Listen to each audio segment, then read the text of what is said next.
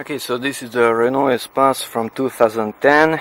I press the brake pedal, that one, only 2 pedals because it's automatic.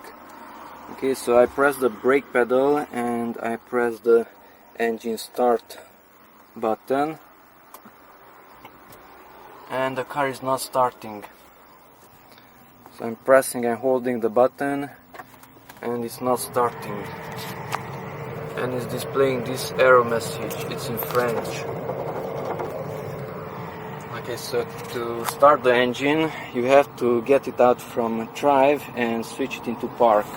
So press that button, move it forward, and now press and hold the engine start button, and the engine started. Okay, and the message is gone.